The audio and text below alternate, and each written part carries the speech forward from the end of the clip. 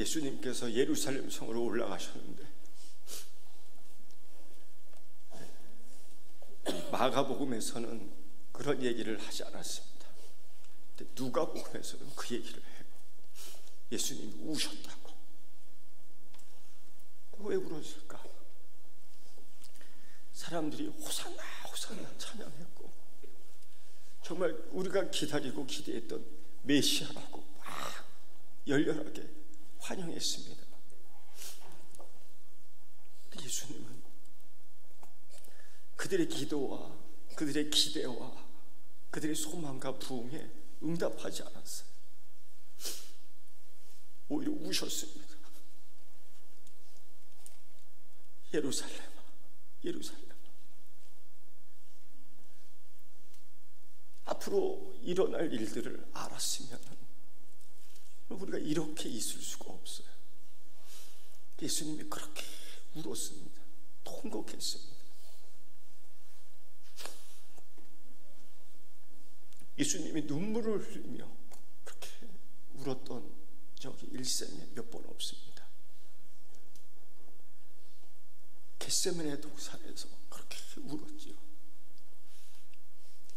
이 잔을 내게서 옮겨주시면 안 되겠습니까? 십자가가 무서워서 그런 게 아닙니다. 십자가가 무겁고 힘들어서 그런 것이 아닙니다. 그 죄가 너무 하기 때문에 우는 거예요. 그 죄가 너무 심함에도 불구하고 그 사람들이 그걸 모르는 겁니다. 그러니까 너무 아픈 거예요.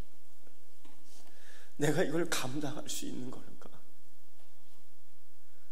진정 하나님께서는 나를 통해서 계획하신 겁니까? 나를 통해서 십자가 지게 함으로 구원코자 하는 것이 하나님의 계획이었습니까? 그러면 주님, 제가 이 잔을 받겠습니다. 그 통곡을 하셨을 때 한 번 있었고요. 그리고 오늘 예루살렘에 들어가지도 않았는데 우시는 거예요. 저 앞에 있는 군중들은 찬송합니다. 저 앞에 있는 군중들은 옷을 벗고 나무가지를 준비할 길에 뿌리며 호산나 우리를 구원하여 주소서라고 외치는데 예수님은 통곡하며 눈물을 흘리는 겁니다. 왜? 그들의 기대는 항상 그랬습니다. 우리를 먹여주세요. 그들의 소망은 항상 그랬습니다. 우리를 입혀주세요. 그들의 갈망은 항상 그랬습니다. 우리를 치료해 주세요. 그들의 갈증은 그렇습니다. 우리를 살려주세요. 그리고 주님은 아셨습니다. 메시아의 기대가 그런 것만은 아닌데 우리 주님 예수 그리스도의 오심은 그런 것들만이 아닌데 그들은 그것만 외치는 거예요. 그래서 유다는 실망해서 배반하지 않습니까? 이들도 마찬가지. 이제 며칠 뒤에는 호산나 하던 그 입술들이 메시아여 주여 우리를 구원하소서 오직 주만이 당신만이 나를 구원할 수 있습니다라고 이야기하며 호산나 하지만 그들은 며칠 뒤에 예수를 십자가에 못 박으소서 예수를 죽이소서 빌라도는 죄 없다라고 얘기하지만 그 죄를 우리에게 돌리소서 우리가 그 죄의 대가를 받겠습니다라는 그 큰 소리를 지르는 입술이 바로 이 입술이에요. 그리고 AD 70년에 예루살렘 성이 무너지는 걸 미리 주님은 아시고 눈물을 흘리며 통곡하는 거죠. 이사야 선지자가 생각납니다. 하나님 말씀을 그렇게 외치지만은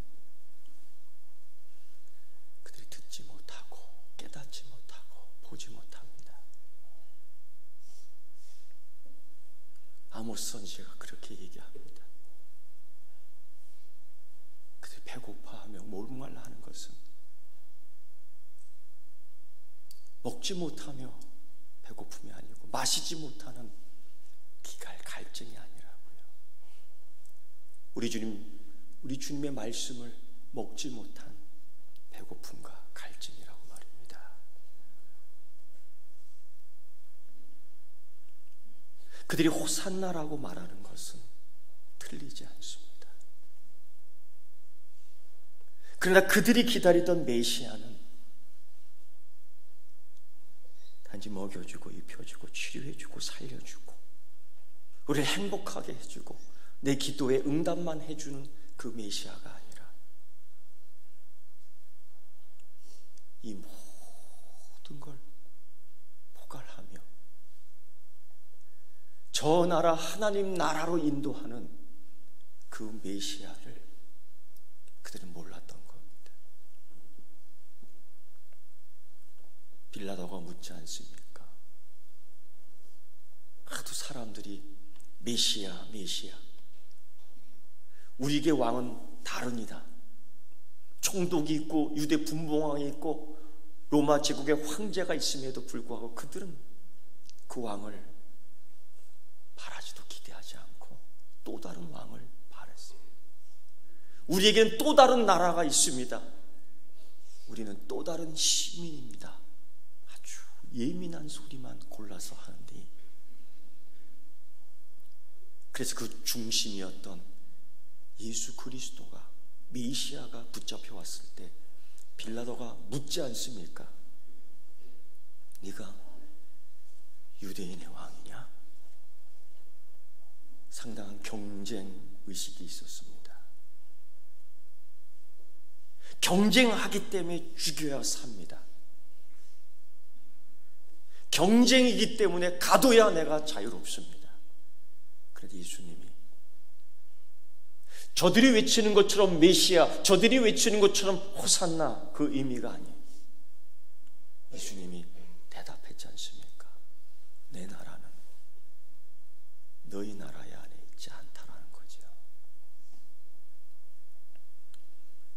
하나님 나라는 이 땅에 세워지는 것 같지 않습니다. 하나님 나라의 왕 메시아는 이 땅에만 국한된 것이 아닙니다.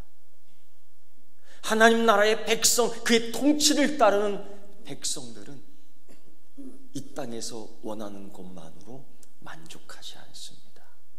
우리는 그 이상의 것, 또 다른 왕, 또 다른 나라, 또 다른 백성인 줄 믿습니다. 우리의 시민권은 하늘나라에 있고 우리는 그의 택한 백성이며 우리는 왕같은 백성인 줄 믿습니다. 그래서 주님은 보여주셨습니다. 나귀, 그것도 나귀 새끼 한 마리를 택하여 타고 들어가셨습니다.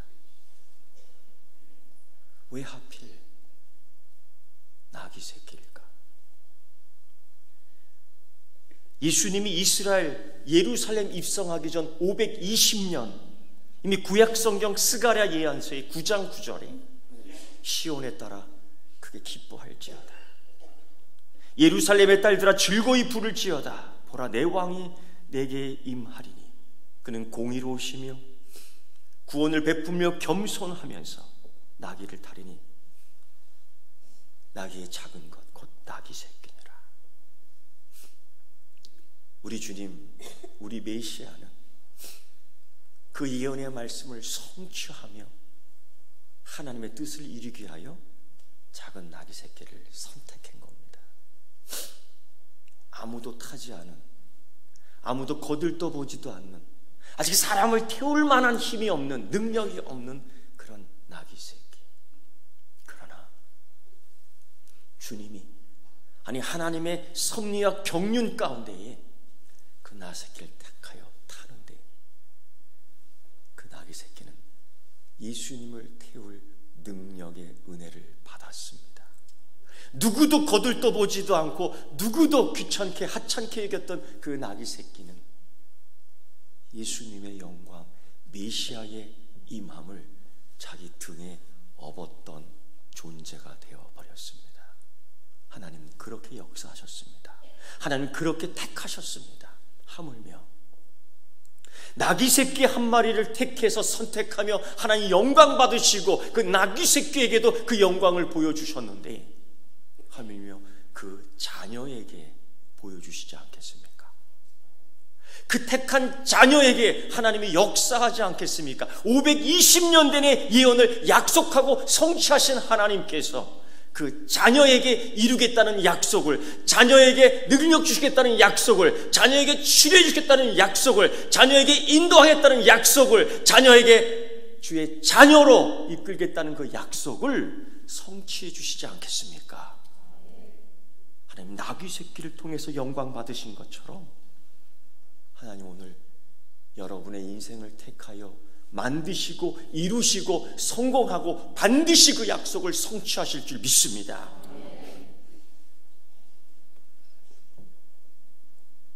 고려 여러분, 우리가 메시아를 이제 다시 오실 메시아를 기다립니다. 그 기다림에 대한 믿음은 오늘 마가복음에 나오는 예루살렘에 있던 호산나 부르는 그들과는 달라야 될 것입니다. 그 메시아는 그때의 그들의 메시아가 아니라 이제는 우리를 하나님 나라로 인도하는 메시아인 줄 믿습니다. 사랑하는 성도 여러분, 그리고 그 메시아는 우리를 위해 통곡하시고 우리를 위해 선택하시고 우리를 위해 성취하신 분이신 줄 믿습니다. 사랑하는 성도 여러분, 기억해 주십시오. 그 무엇보다도 그분이 우리를 위해 우셨다는 것, 그분이 우리를 위해서 통곡하셨다는 것, 그리고 우리를 이제 다시 오시는 메시아를 기다리며 우리 또한 메시아의 마음을 가지고 이 나라를 위해 통곡해야 될 줄 믿습니다. 다시 오실 그 메시아를 기다리면서 이 나라의 민족을 위해서 눈물을 흘려야 될 줄 믿습니다. 이 제주의 아름다운 땅을 위해서 통곡하며 눈물을 흘려야 될 줄 믿습니다. 그래서 우리는 이 경건의 모양과 경건의 능력을 갖추기 위해서 내일부터 우리는 고난주간 특별히 기도할 겁니다. 다시 오실 메시아, 그때는 고난받지 않는 메시아, 그때는 오직 우리로 진정이 호산나 주 예수여 어서 오시옵소서, 다시 오시옵소서, 우리를 구원하소서라는 진정한 찬양의 소리가 울리도록 우리는 고난주간 기도를 통하여 그 모양과 그 능력을 갖춰야 될 줄 믿습니다. 기도하겠습니다. 하나님 아버지, 감사 찬송 영광을 드립니다. 우리가 무엇이 간데 하나님 우리 입술을 통해서 영광 받으십니까? 우리가 무엇이 간데 하나님 우리를 통해서 하나님 찬양 받으십니까? 하나님 우리의 입술과 마음을 받아주시고 호산나의 찬양의 진정한 마음과 믿음을 받아 흠양하여 주시옵소서. 예수님의 이름으로 기도드리옵나이다. 아멘.